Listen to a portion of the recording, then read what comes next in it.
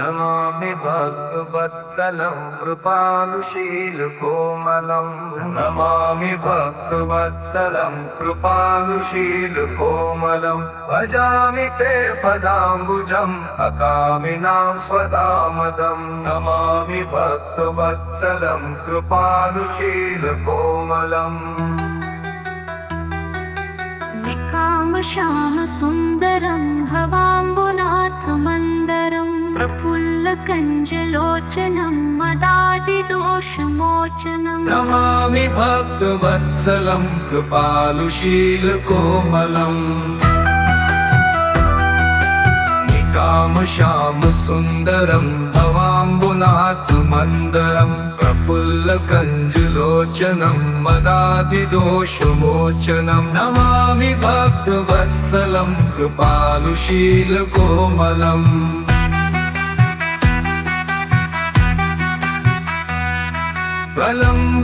प्रलम्बबाहुविक्रमं प्रभो प्रमेयवैभवम् निषङ्गचापसायकं धरं त्रिलोकनायकं नमामि भक्तवत्सलं कृपालुशीलकोमलम्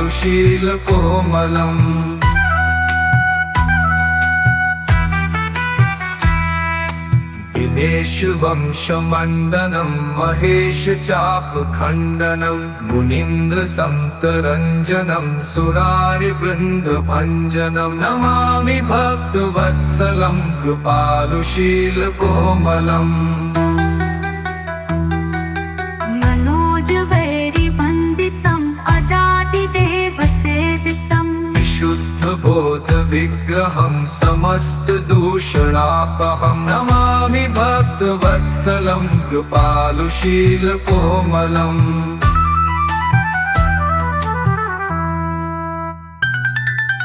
त्वदङ्घ्रिमूलये नराः भजन्ति हीनवत्सराः वतन्ति नो भवार्णवेदितल्पबीजसङ्कुले नमामि भक्तवत्सलं कृपालुशीलकोमलम्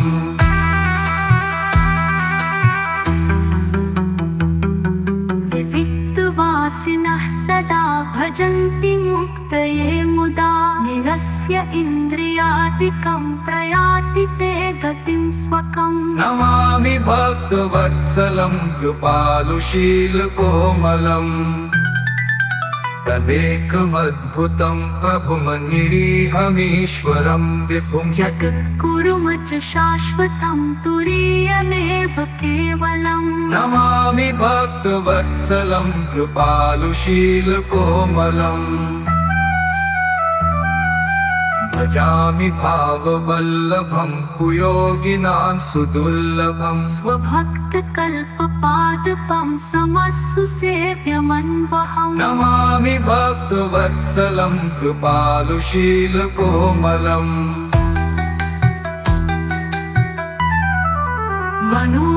मनोपरूपभूपतिं नतोऽहमुर्विजापतिं प्रसीद मे नमामि ते पदाब्ज भक्ति देहि मे नमामि भक्तवत्सलं कृपालुशीलकोमलम्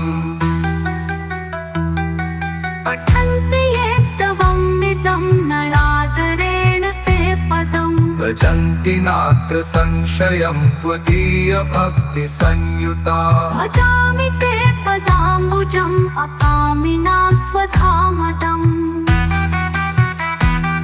नमामि भक्तवत्सलं कृपालुशीलकोमलं भजामि ते पदाम्बुजम् अकामिनां स्वदामदं नमामि भक्तवत्सलं कृपालुशीलकोमलम् निकामश्यामसुन्दरं भवाम्बुनाथमन्दरं प्रफुल्लकञ्जलोचनं मदादिदोषमोचनं नमामि भक्तवत्सलं कृपालुशीलकोमलम् नमामि भक्तवत्सलं कृपालुशीलकोमलं नमामि भक्तवत्सलं कृपालुशीलकोमलं भजामि ते पदाम्बुजम् अकामिनां स्वदामदं नमामि भक्तवत्सलं कृपालुशीलकोमलम् श्यामसुन्दरं भवाम्बुनाथमन्दरं प्रफुल्लकञ्जलोचनं मदादिदोषमोचनं नमामि भक्तवत्सलं कृपालुशीलकोमलम् निकामश्यामसुन्दरं भवाम्बुनाथमन्दरं प्रफुल्लकञ्जलोचनं मदादिदोषमोचनं नमामि भक्तवत्सलं कृपालुशीलकोमलम्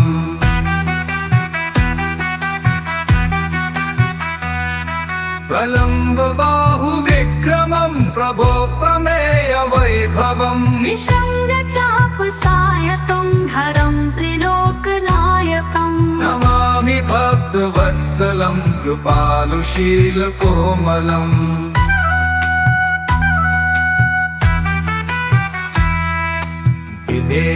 दिनेशवंशमण्डनं महेशचापखण्डनं मुनीन्द्रसन्तरञ्जनं सुरारिवृन्दभञ्जनं नमामि भक्तवत्सलं कृपालुशीलकोमलम्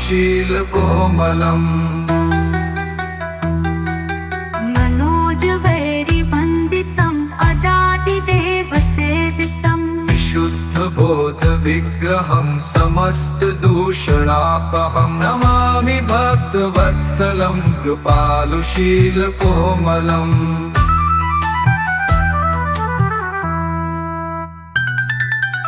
त्वदङ्घ्रिमूलये नराः भजन्ति हीनवत्सराः वदन्ति नो भवार्णवेदितल्पवीचिसङ्कुले नमामि भक्तवत्सलं कृपालुशीलकोमलम्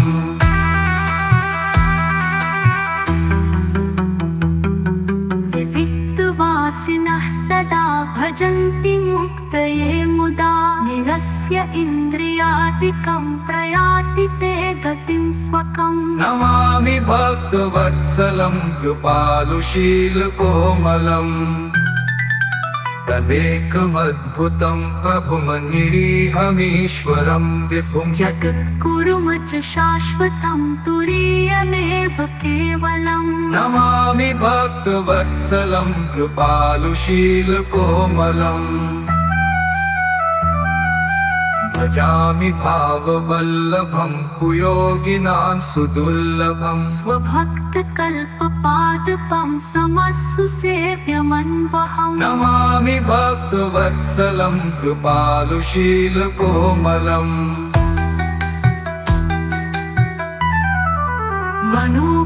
मनोपरूपभूपतिं नतोऽहमुर्विजापतिं प्रसीद मे नमामि ते पदाब्ज भक्ति देहि मे नमामि भक्तवत्सलं कृपालुशीलकोमलम्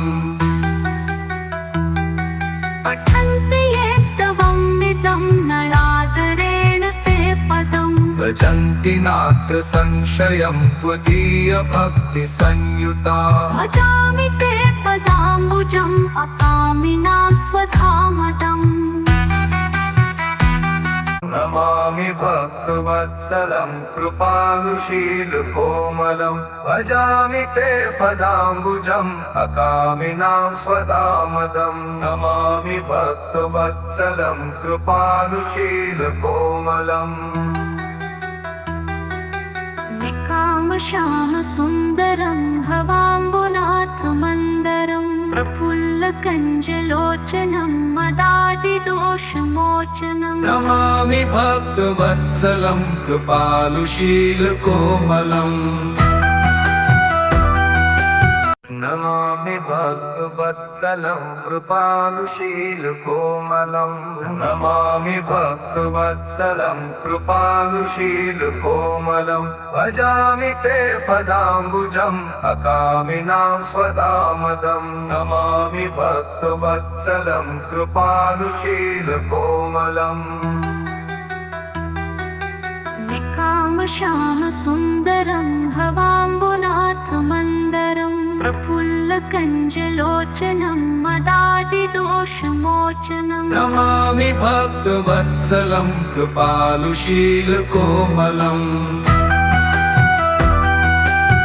कामश्याम सुन्दरं भवाम्बुनाथमन्दरं प्रफुल्लकञ्जुलोचनं मदादिदोषमोचनं नमामि भक्तवत्सलं कृपालुशीलकोमलम्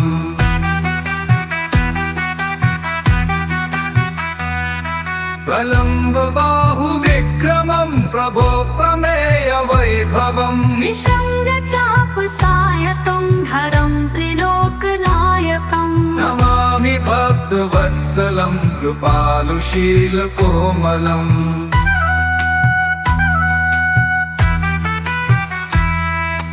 दिनेश वंशमण्डनं महेश चापखण्डनं मुनीन्द्रसन्तरञ्जनं सुरारिवृन्दभञ्जनं नमामि भक्तवत्सलं कृपालुशीलकोमलम् मनोजवैरिवन्दितम् अजातिदेवसेवितम् विशुद्धबोधविग्रहं समस्तदूषणापहं नमामि भक्तवत्सलं कृपालुशीलकोमलम्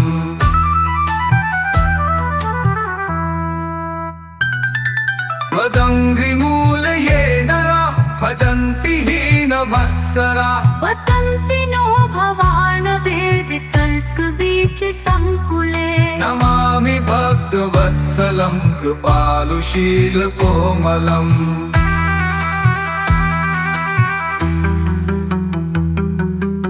विविक्तवासिनः सदा भजन्ति मुक्तये मुदा निरस्य इन्द्रियादिकं प्रयाति ते गतिं स्वकम् नमामि भक्तवत्सलं कृपालुशीलकोमलम्